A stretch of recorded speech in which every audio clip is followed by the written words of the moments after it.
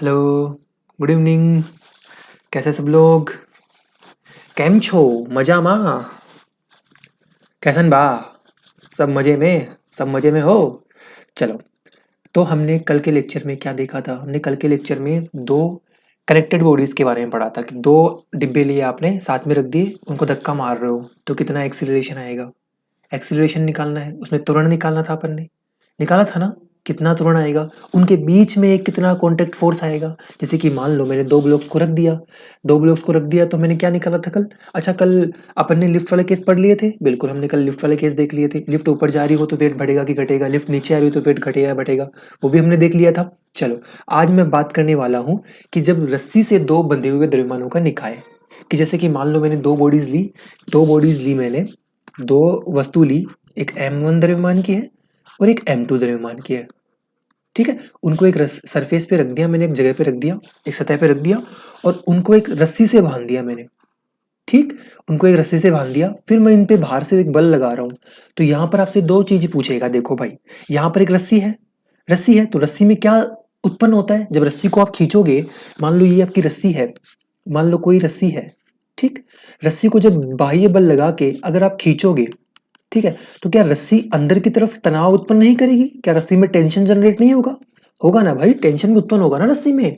Second book में पढ़ा होगा आपने कि जब किसी रस्सी को, किसी वस्तु को खींचा जाता है तो उसमें एक तनाव जनरेट होता है, तनाव उत्पन्न होता है, टी, टेंशन फोर्स जनरेट होता है। और मैंने भी आपको बताया है लास्ट शायद सेकंड लास्ट लेक्चर में मैंने बताया, सेकंड लेक्चर में मैंने बताया था कि टेंशन कैसे जनरेट होता है जब इसके इंटरमोलिकुलर फोर्सेस होते हैं अंदर, जो अंतर परमाणविक जो परमाणु होते हैं वो एक साथ बैठे रहते हैं कपल्स की तरह, आराम से हाथ में हाथ डालकर। लेकिन जब हम उनको अलग करेंगे तो क्या वो अलग होना चाहेंगे? नहीं होना चाहेंगे, तो वो विपरीत दिशा में एक बल लगाते हैं, जिसे क्या बोलते हैं? तनाव, टेंशन। ठीक है, ठीक है सर। तो हमने क्या किया, यहाँ पर रस्सी से बांध दिया तो यहाँ पर दो चीजें पूछेगा। पहली बात तो वही जो हमने पहले निकाला है, क्या? एक तो इनका त्वरण पूछेगा कि दोनों जो ब्लॉक हैं, दोनों वस्तुएं हैं, किस त्वरण से जा रही हैं। दूसरा, इस रस्सी में कितना तनाव उत्पन्न हुआ है।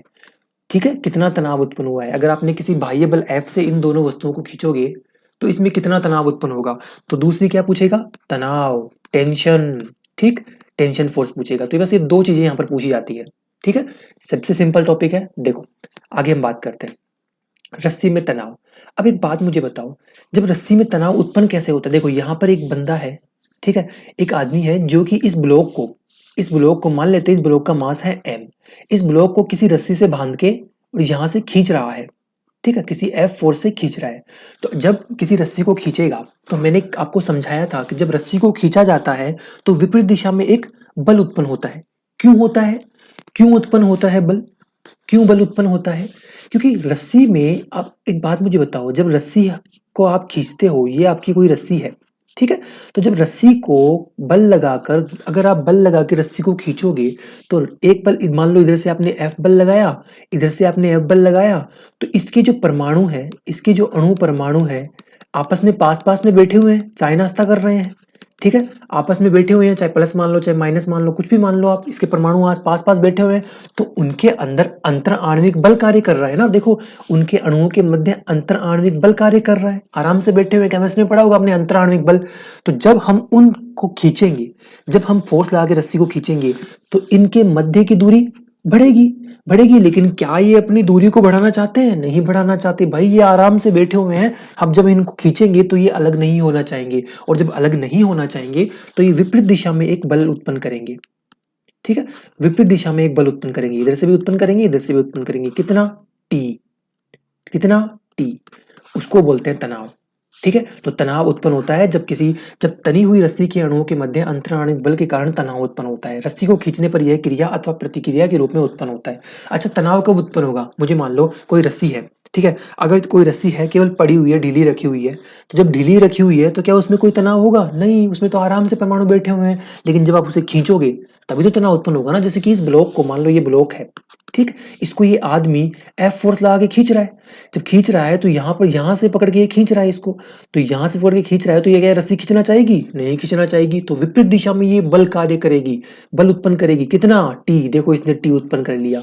कितना? टी, देखो इसने टी उत्पन्न कर लिया। देखो वो आ गया, देखो टेंशन आ गया। जब भी किसी रस्सी को खींचोगे तो देखो वो टेंशन आ गया। ठीक है। जब किसी रस्सी पर बाह्य बल लगाया जाता है तो उसके अणु परमाणु एक दूसरे से दूर नहीं होना चाहते, इसलिए वो विपरीत दिशा में एक बल कार्य उत्पन्न करते हैं जिसे तनाव कहते हैं। ठीक है, तो रस्सी में तनाव उत्पन्न होता है, तो इस तनाव की वैल्यू हमको निकालनी पड़ती है। ठीक है, चलो आगे बढ़ते हैं, कुछ इंपॉर्टेंट पॉइंट्स लिख लेते हैं तनाव के बारे में। देखो मैं यहाँ पर जो भी पढ़ा रहा हूँ ये पीपीटी आपको मिल जाएगी कोचिंग से, ये लिखा हुआ सारा मटेरियल आपको मिल जाएगा, तो उतारने की बजाय आप उतारो मत इनको, इन चीज़ों को। कुछ बच्चे बोल रहे हैं कि सर हम उतारने लग जाते हैं, सर उतारो मत इनको यार आप, ये आपको लिखा लिखाया सारा बना हुआ मावा मिल जाएगा आपको। ठीक है, आपको सिर्फ समझो, यहाँ पर बैठ के एकदम ध्यान लगा के समझो कि मैं क्या कर रहा हूँ।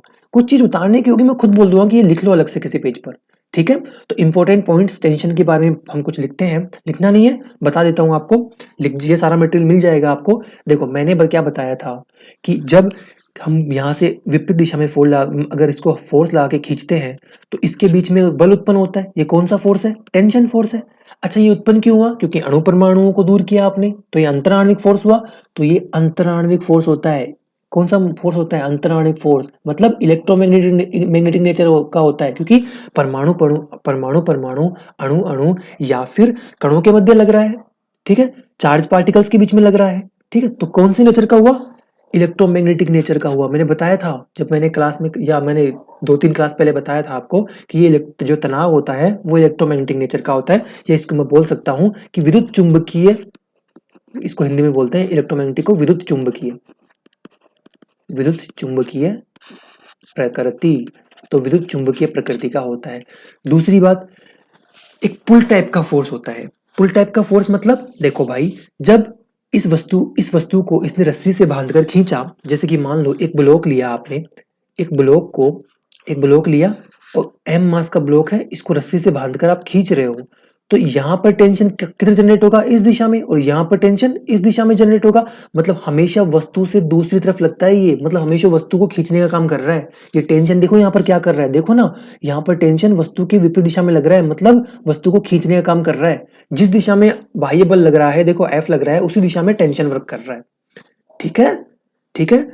अच्छा एक बात बताओ, अगर कोई रस्सी ढीली पड़ी है तो, जैसे कि मान लो कोई रस्सी जो है ऐसे लटक रही है, ऐसे लटक रही है, जब इस पर कोई एक्सटर्नल फोर्स मतलब बाह्य बल नहीं लगाया जाता है, जब रस्सी पर बाह्य बल नहीं लगाया जाता है, रस्सी पर मैंने कोई बाह्य बल नहीं लगा रखा, रस्सी को लटका रखा है, तो क्या उसमें टेंशन जनरेट होगा? क्या उसमें तनाव उत्पन्न होगा? नहीं होगा, कोई टेंशन नहीं होगी, उसको कोई खींच ही नहीं रहा, तो काहे की वो टेंशन लेगी? ठीक है, चलो दूसरी बात कि टेंशन की वैल्यू 0 हो सकती है या फिर 0 से बड़ी होगी, कभी भी नेगेटिव में नहीं होगा। देखो यहाँ पर जब एक्सटर्नल फोर्स 0 था, जब बाह्य बल किसी रस्सी पर 0 था, तो यहाँ पर टेंशन कितना था? 0। क्या नेगेटिव में हो सकता है? क्या नकारात्मक हो सकता है? नकारात्मक कभी नहीं हो सकता। तो देखो ढीली पड़ी रस्सी में तनाव कितना होता है? 0। ठीक है, tension in a string can never be negative, मतलब इसको मैं हिंदी में लिख देता हूँ आपके सामने कि रस्सी में तनाव कभी भी नकारात्मक नहीं हो सकता। रस्सी में तनाव कभी भी नकारात्मक नहीं हो सकता। ठीक है, तो याद रखना कि रस्सी में कभी भी टेंशन नेगेटिव नहीं हो सकता, या तो 0 होगा या फिर 0 से बड़ा होगा। तो जो टेंशन होगा, टेंशन जो होता है वो ऑलवेज 0 से बड़ा या बराबर होता है। ठीक है, चलो आगे बढ़ते हैं।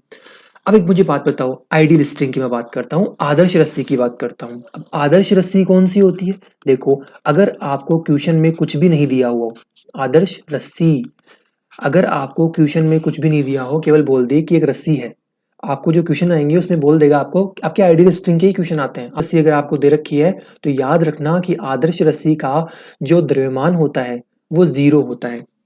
ठीक है, आदर्श रस्सी का द्रव्यमान जो होता है वो 0 होता है।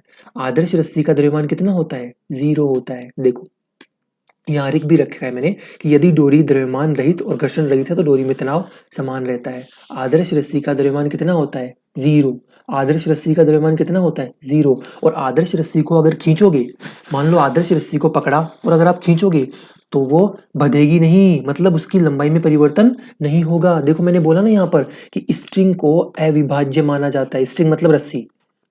ठीक, तो रस्सी को अविभाज्य माना जाता है ताकि स्ट्रिंग से बंधे ब्लॉक के त्वरण का परिमाण हमेशा समान हो। अब मुझे बताओ, अगर ये रस्सी, जिस रस्सी से मैंने इन ब्लॉक्स को, मान लो इसका द्रव्यमान कैपिटल एम है, इस छोटे वाले का बाबू का द्रव्यमान स्मॉल एम है, और इन दोनों को मैंने बाह्य बल लगा के एफ से खींच रहा हूं, जैसे दो ब्लॉक्स को मैंने बांध दिया किसी रस्सी से, आदर्श रस्सी से, और उनको बाह्य बल लगा के खींच रहा हूं, तो मुझे बताओ क्या रस्सी बंधेगी? क्या रस्सी की लंबाई में चेंज होगा? नहीं होगा, क्योंकि हमारी आदर्श रस्सी है, और आदर्श रस्सी हमको पता है कि द्रव्यमान रहित होती है और इनएक्सटेंसिबल होती है, मतलब उसकी लंबाई में परिवर्तन नहीं होता। तो जिस त्वरण से ये आगे वाला ब्लॉक जा रहा होगा, उसी त्वरण से ये पीछे वाला ब्लॉक जा रहा होगा। अरे भाई, जिस स्पीड से आगे वाला ब्लॉक जाएगा, उसी स्पीड से तो पीछे वाला ब्लॉक जाएगा ना। आप अज्यूम करो ना यार कि किसी लोहे की रोड से आपने इस दिशा में कोई पत्थर बांध दिया और इस दिशा में कोई पत्थर बांध दिया, और आगे से इसको खींच रहे हो, तो पीछे वाला जो पत्थर है वो भी तो उसी स्पीड से जाएगा ना जिस स्पीड से आगे वाला जा रहा है। तो जिस स्पीड से आगे वाला ब्लॉक गति कर रहा है, उसी स्पीड से पीछे वाला ब्लॉक गति कर रहा होगा, मतलब दोनों का त्वरण समान होगा। तो त्वरण हमेशा समान होता है। आपके जो क्वेश्चंस आएंगे उसमें आपको त्वरण समान मानना है कि दोनों वस्तुएं अगर एक आइडियल स्ट्रिंग से कनेक्टेड है, अगर आदर्श रस्सी से कनेक्टेड है, तो दोनों का त्वरण समान होगा। ठीक है, देखो, अगर डोरी हल्की नहीं है, मतलब अगर डोरी आदर्श नहीं है, याद रखना, अगर कोई स्ट्रिंग जो है, रस्सी जो है, वो आदर्श है, आदर्श रस्सी की बात कर रहा हूं मैं, आदर्श रस्सी की बात कर रहा हूं, मतलब आदर्श रस्सी का मतलब क्या होता है कि वो इनएक्सटेंसिबल होगी, मतलब ना तो उसकी लंबाई चेंज होगी, ना तो घटेगी ना बढ़ेगी। ठीक है, ठीक है। अगर आपने उसको किसी बल से खींचा, ठीक है, तो उसकी, मान लो यहां पर देखो ये ब्लॉक है, तो यहां पर कुछ ना कुछ टेंशन आ रहा होगा विपरीत दिशा में, क्योंकि ये खींचना नहीं चाहेगी ना भाई, तो यहां पर विपरीत दिशा में एक टेंशन, मतलब तनाव उत्पन्न हो रहा होगा। अच्छा, यहां पर भी एक तनाव उत्पन्न हो रहा होगा रस्सी में। ठीक है, अब आदर्श रस्सी में तनाव का मान हर बिंदु पर सेम होता है। ठीक है, देखो आगे हम बात करते हैं। देखो, जैसे कि ये रस्सी है, टेंशन स्ट्रिंग, रस्सी में तनाव, रस्सी में तनाव। जैसे कि मान लो ये एक रस्सी है, ठीक है, अब इस रस्सी पर मान लो एक रस्सी है इतनी बड़ी, देखो ये रस्सी है, ये रस्सी है पूरी, ठीक। अगर इस रस्सी पर मैंने यहां पर, ध्यान से देखना, इस रस्सी पर मैंने यहां पर एफ बल लगा के खींचा इसको, और इधर से भी एक बल लगा के खींच रहा हूं, जैसे कि ये रस्सी है, मैं इसको खींच रहा हूं ऐसे, ठीक है, इस रस्सी को पकड़ के खींच रहा हूं। अब अगर ये रस्सी आदर्श रस्सी है, अगर ये रस्सी आदर्श रस्सी है, ठीक है, आपके जो क्वेश्चन आएंगे आदर्श रस्सी के ही आएंगे, तो आदर्श रस्सी कौन सी रस्सी होती है? याद रखना, पहली बात, लंबाई में परिवर्तन नहीं होगा, लंबाई में परिवर्तन नहीं होगा, परिवर्तन नहीं होगा। दूसरी बात, द्रव्यमान रहित होगी, मतलब द्रव्यमान जीरो होगा। ठीक है, तीसरी बात, रस्सी के प्रत्येक बिंदु पर तनाव समान होगा, तो रस्सी के प्रत्येक बिंदु पर तनाव समान होगा, समान होगा। देखो, रस्सी के प्रत्येक बिंदु पर, मान लो यहां पर अगर इसमें मैंने इस पर अगर एफ बल लगा के खींचा, तो इस दिशा में कितना बल उत्पन्न होगा? टी उत्पन्न होगा। अच्छा भाई, इधर से एफ बल लगा के खींचा तो इसके विपरीत दिशा में एक बल उत्पन्न होगा जिसे हम तनाव बोलते हैं, तो रस्सी के हर बिंदु पर टेंशन टी होगा। यहां पर निकालोगे टेंशन टी आएगा, यहां पर निकालोगे टेंशन टी आएगा, यहां पर निकालोगे टेंशन टी आएगा, यहां पर निकालोगे टेंशन टी आएगा, और टेंशन जो होगा वो बाह्य फोर्स के बराबर होगा। कितना फोर्स जनरेट करेगी? अरे रस्सी जो है वो कितना बल उत्पन्न करेगी? रस्सी क्या बोल रही है कि मेरे को तो अपनी दिशा में रहना है। अगर मेरी लंबाई पहले 5 मीटर थी तो अभी भी मेरे को 5 मीटर ही रखनी है, तो अगर हम उसको खींचेंगे तो रस्सी उतना ही बल वापस पीछे की तरफ लगाएगी ताकि वापस अपनी स्थिति में वो आ जाए। प्रत्यास्था पढ़ा है ना, तो प्रत्यास्था में क्या होता है, रबड़ को खींचते हो वापस अपनी स्थिति में आ जाता है, तो रस्सी भी यही करती है। अगर हम उसकी लंबाई में परिवर्तन करेंगे तो वो क्या चाहेगी कि मेरी लंबाई वापस उतनी ही हो जाए जितनी पहले थी, तो वो उतना ही बल पीछे की तरफ लगाती है जितना बल हमने उसके ऊपर बाहरी बल लगाया है। तो जितना भारी बल लगाओगे उतना ही रस्सी विपरीत दिशा में बल कार्य करेगी। ठीक है, जैसे कि देखो ये बाबा जी है, ये एक बाबा जी है, ये एक बाबा जी क्या कर रहे हैं, इस बॉक्स को खींचना चाहते हैं, तो यहां पर इन्होंने क्या किया, रस्सी बांधी और एफ बल लगा के खींच रहे हैं। मान लो ये ब्लॉक को खींच रहे हैं एफ बल लगा के, तो रस्सी क्या करेगी, खींचना चाहेगी? नहीं खींचना चाहेगी, तो रस्सी क्या करेगी, विपरीत दिशा में एक बल कार्य करेगी, विपरीत दिशा में एक बल उत्पन्न करेगी। तो देखो यहां पर अगर इस पर एफ बल लगाया जा रहा है इधर, तो रस्सी इधर की दिशा में कितना उत्पन्न कर रही है, टी, अच्छा जितना बल यहाँ पर उत्पन्न करेगी क्या यहाँ पर भी उतना ही बल उत्पन्न होगा? क्या यहाँ पर भी उतना ही बल उत्पन्न होगा? हाँ सर, यहाँ पर भी उतना ही बल उत्पन्न होगा, क्योंकि ये एक पुल टाइप का फोर्स होता है। जितना बल इधर से उत्पन्न होगा उतना ही बल इधर से उत्पन्न होगा।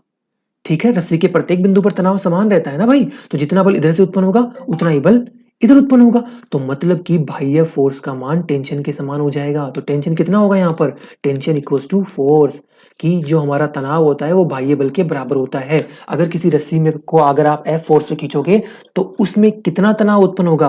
बाह्य बल के बराबर। ठीक है, चलो अब हम बात करते हैं। अच्छा एक बात बताओ, रबड़ को खींचते हो कभी? रबड़ को खींचा, टूट जाता है ना किसी पॉइंट पर आकर, टूट जाता है ना। अच्छा कोई ऐसी रस्सी देखी है आपने जो कभी ना टूटे? मान लो कभी झूला झूल रहे हो तीज के टाइम पर, अब मान लो कोई 50 किलो का आदमी है, वो बैठ के झूला झूल रहा है, रस्सी नहीं टूटी। अब मान लो कोई 100 किलो का आदमी बैठ गया, तो कभी कभी होता है ना रस्सी टूट जाती है, होता है ना रस्सी टूट जाती है। जब कुएं में से पानी निकालते हैं, कुएं में से पानी निकालते हैं, ठीक है, तो होता है कि एक बाल्टी निकाली नहीं टूटी, लेकिन मान लो बाद में बड़ी बाल्टी पानी की निकाल ली तो रस्सी टूट जाती है। होता है ना, रस्सी कभी कभी टूट जाती है। तो ऐसा क्यों होता है? क्योंकि जब देखो मैंने यहाँ पर रस्सी टूटने का भी एग्जाम्पल बना रखा है कि एक रस्सी को आप खींच रहे हो, ठीक है। अब मुझे बताओ, अगर कोई रस्सी ये बोल रही है कि मेरी क्षमता जो है वो 50 न्यूटन की है, कि मैं 50 न्यूटन तक बल को सहन कर सकती हूं, अगर आपने 50 न्यूटन से बल ज्यादा लगा दिया तो मैं टूट जाऊंगी। तो जिस बिंदु पर आकर रस्सी टूट जाती है, उस बिंदु पर जितना उस रस्सी में तनाव रहा होता है, देखो जिस तनाव पर आकर मान लो ये रस्सी है मेरे हाथ में और मैं इसको बल लगा के खींच रहा हूं, इधर भी एप्पल लगा रखा है, इधर भी एप्पल लगा रखा है, मतलब रस्सी को खींच रहा हूं। और जब रस्सी को खींच रहा हूं तो रस्सी में यहाँ पर तनाव उत्पन्न होगा। कितना उत्पन्न होगा? टी। तनाव उत्पन्न होगा, टी उत्पन्न होगा। अरे भाई होगा कि नहीं होगा? होगा। अगर बाह्य बल F लगा के खींचोगे तो रस्सी में एक तनाव उत्पन्न होगा। मान लेते हैं कि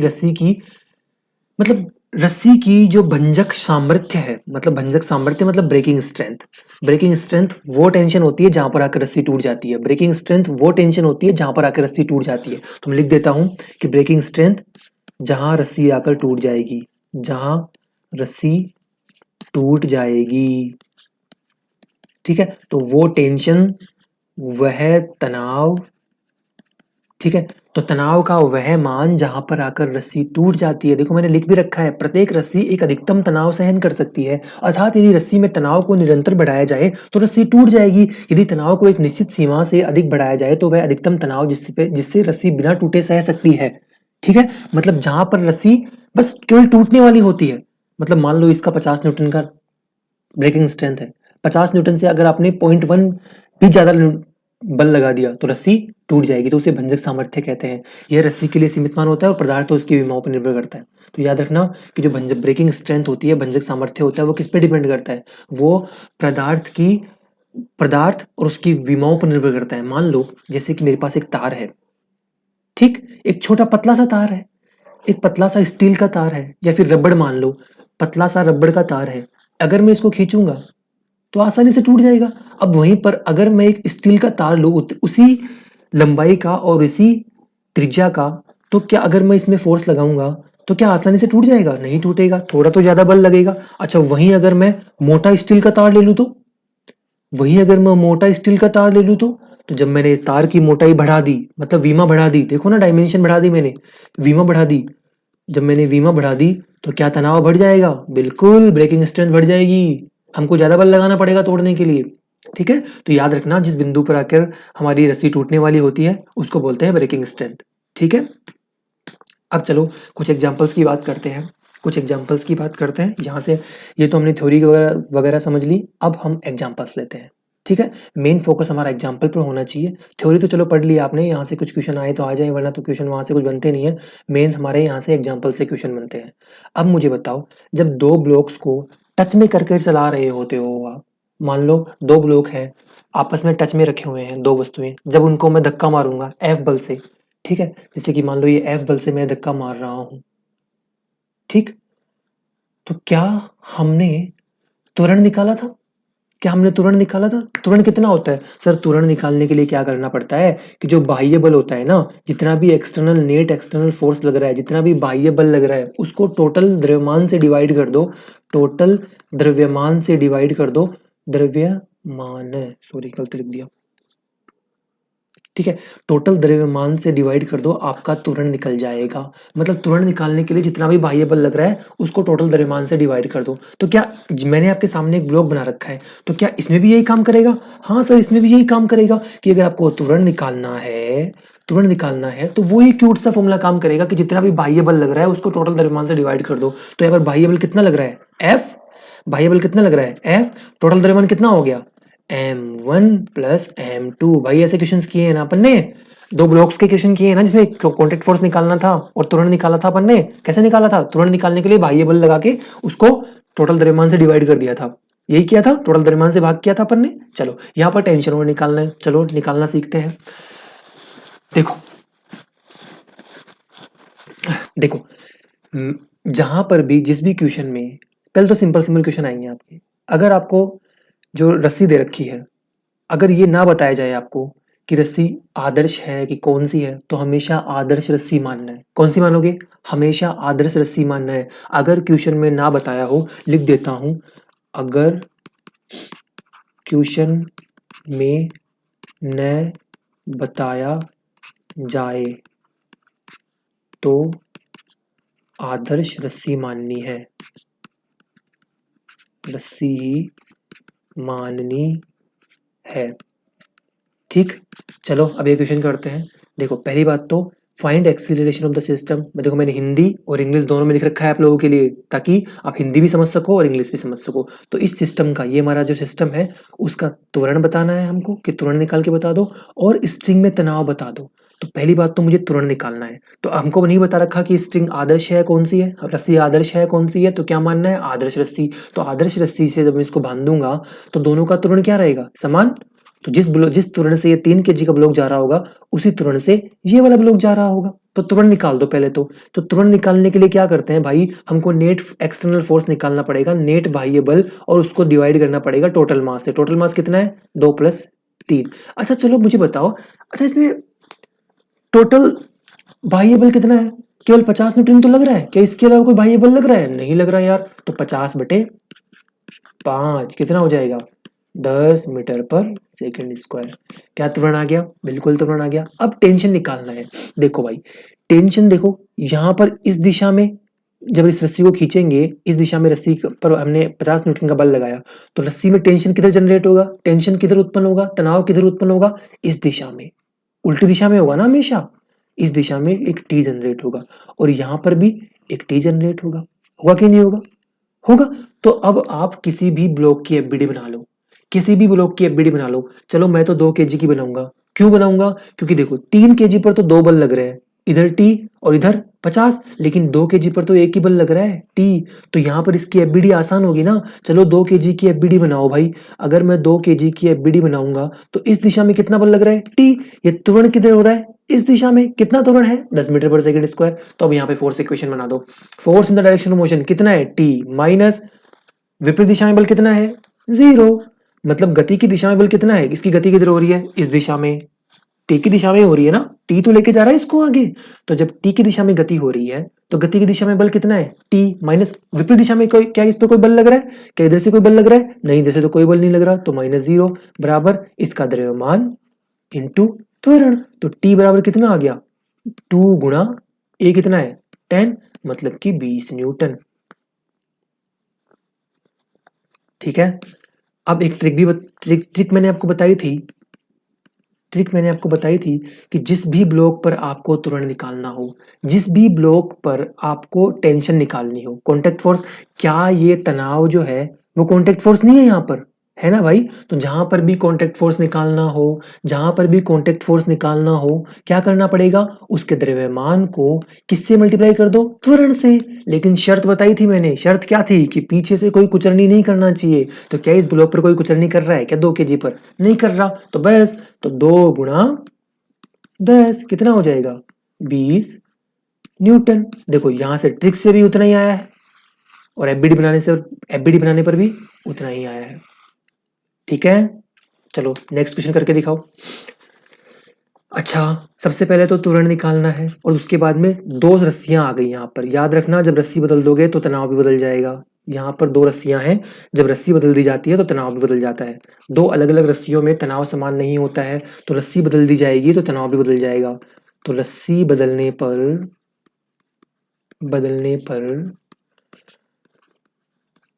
तनाव भी बदल जावेगा।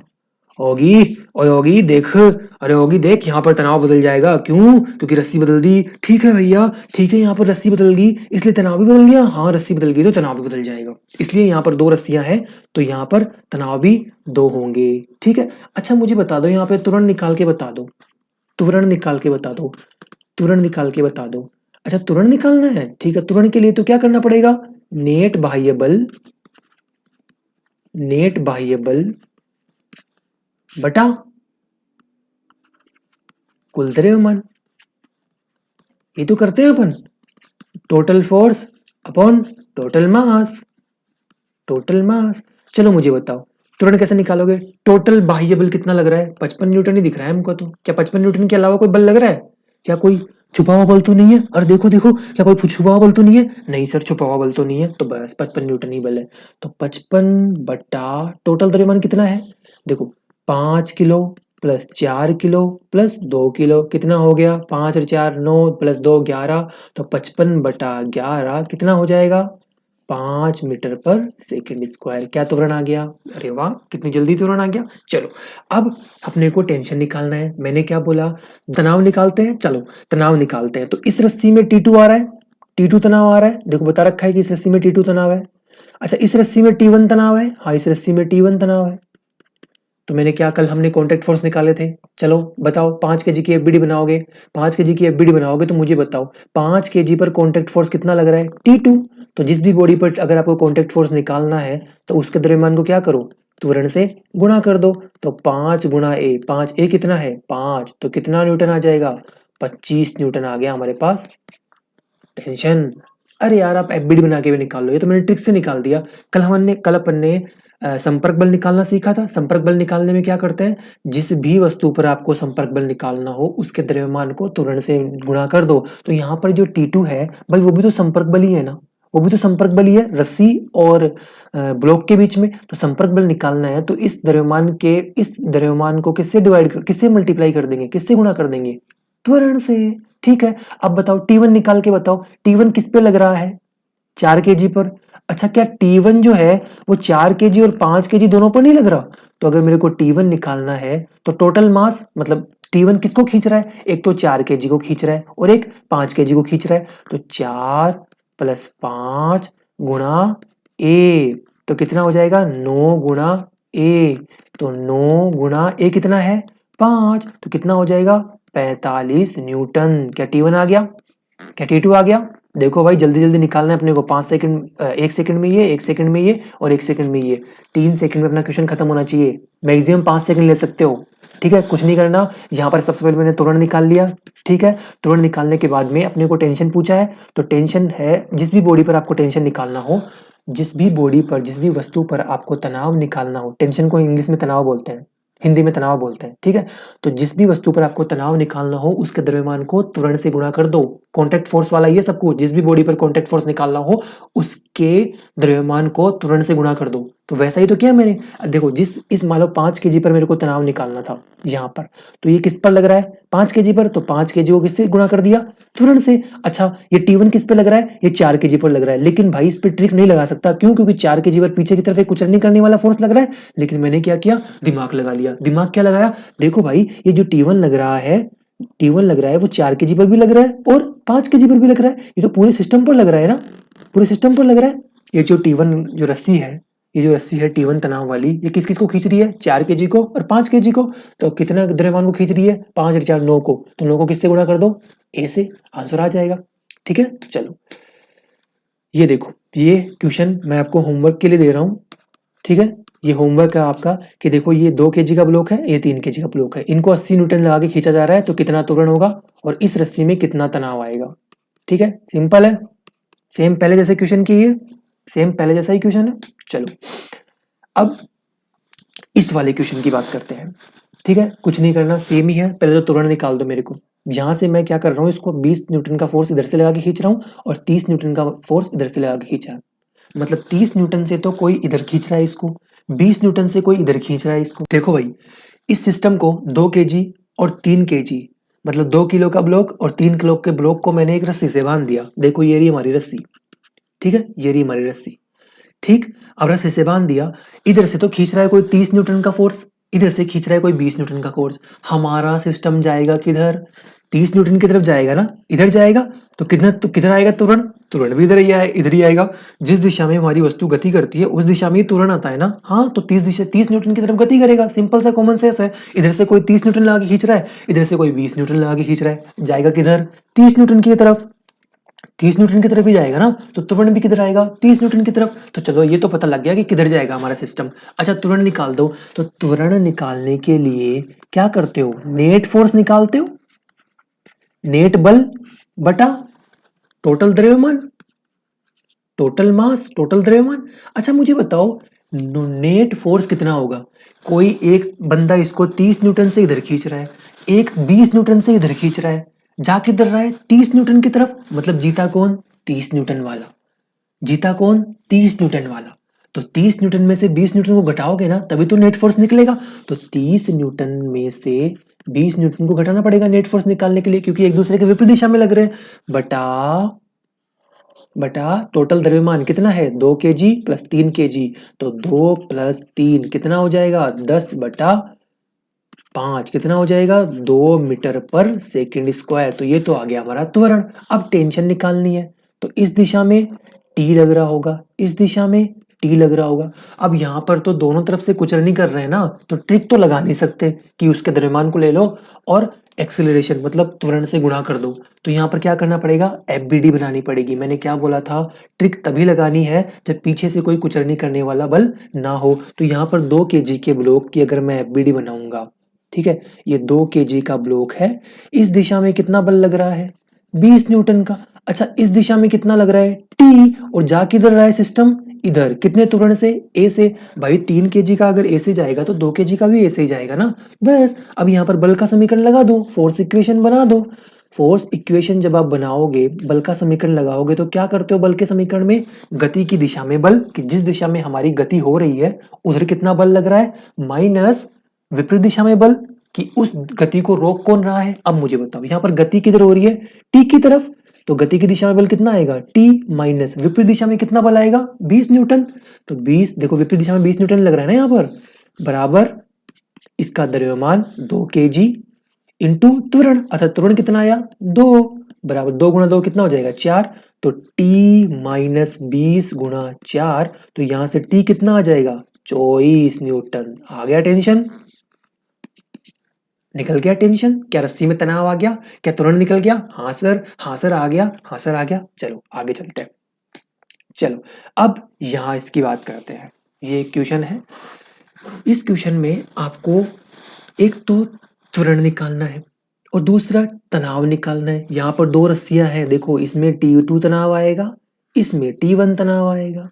कुछ नहीं करना, कितना फोर्स लगा रहे हैं, 30 न्यूटन का। लेकिन लेकिन ये तो पता नहीं कोई तीसरी दिशा में दे दिया भाई, हमको तो x दिशा में निकालना आता है, y दिशा में निकालना आता है। अरे तो घटक निकालना 300-400 साल पहले घटक निकालना पड़ा था ना। वो किस लिए पड़ा था, वो इसी दिल के लिए पड़ा था कि भाई हमको ब्लॉक दे रखे होंगे और उसमें कोई 30 न्यूटन का फोर्स लगा रखा होगा, तो अपने को उसको घटकों में तोड़ना है। तो क्या करना पड़ेगा, घटक में तोड़ना पड़ेगा।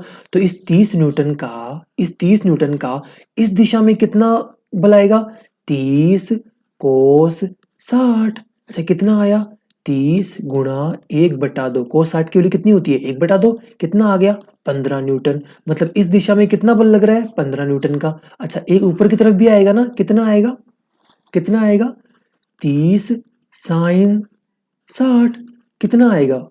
अच्छा ऊपर वाले से तो मतलब ही नहीं ना अपने को, गति तो इधर हो रही होगी ना सिस्टम की। अच्छा ऊपर वाले से तो मतलब ही नहीं है अपने को, ऊपर वाले से तो मतलब ही नहीं है। तो गति तो इधर हो रही होगी ना भाई, इधर गति तो इधर हो रही है ना, ए त्वरण से। तो जब हमारा सिस्टम इस दिशा में गति कर रहा है, इस दिशा में गति कर रहा है, तो नेट बाह्य बल कितना कितना लग रहा है इस दिशा में, इस दिशा में तो 15 न्यूटन का बाह्य बल लग रहा है। तो 15 न्यूटन का बाह्य बल लग रहा है, त्वरण निकाल दो। बाह्य बल बटा टोटल द्रव्यमान। टोटल द्रव्यमान कितना है? 10 प्लस 2 प्लस 3 15। तो त्वरण कितना आ गया? 1 मीटर पर सेकंड स्क्वायर। देखो मैंने क्या किया, देखो मैंने त्वरण निकाल दिया। क्या 1 सेकंड में आंसर आ जाएगा? बस जिस दिशा में गति हो रही है, अच्छा बल किधर लग रहा है 15 न्यूटन का? इधर। तो जिस दिशा में गति हो रही है उस दिशा में देख लो कितना बल लग रहा है। ठीक है, उस बल को किससे डिवाइड कर दो? टोटल द्रव्यमान से। टोटल द्रव्यमान कितना है? 10 kilo plus 2 kilo plus 3 kilo 15 kilo. तो ये आ जाएगा आपका। अब टेंशन निकालना है। टेंशन आप निकालोगे, कैसे निकालोगे? देखो इस दृष्टि में टेंशन निकालना है, किसको खींच रही है? 10 केजी को। तो टेंशन निकालना है, जिसको खींच रही है उसको त्वरण से गुणा कर दो। तो यहाँ पर आ जाएगा 10 न्यूटन, क्योंकि त्वरण कितना है? 1। अच्छा यहाँ पर ये किसको खींच रही है? 2 केजी को और 10 केजी को। तो T1 कितना आ जाएगा? ये T2 है। T1 कितना आ जाएगा? 10 प्लस 2 गुणा 1 कितना आ जाएगा? 12 न्यूटन। तो T1 आ गया या T2 आ गया? समझ में आया? मतलब जितने भी द्रव्यमान को वो रस्सी खींच रही है उसको किससे गुणा कर दो? त्वरण से। टेंशन आ जाएगा। बस ये तो निकालना था। मज्जानी लाइफ, जूस पीवानू, डांस करवानू, मज्जानी लाइफ। मजे करो, पढ़ते रहो। ठीक है, मजे से पढ़ो। टेंशन लेने की जरूरत नहीं है, ना यहाँ टेंशन लेना है ना यहाँ टेंशन लेना है। रस्सी में टेंशन ले लो बस। रस्सी में देख लो कितना टेंशन आ रहा है दिमाग में, और दिल पे टेंशन नहीं लेने का, ना लेने का, ना लेने का। ठीक है, तो हमने यहाँ पर एक्सेलरेशन निकाल लिया और टेंशन निकाल लिया। ठीक है, चलो आज की क्लास हम यहीं पे स्टॉप करते हैं। कल से इसके आगे के क्वेश्चंस करेंगे।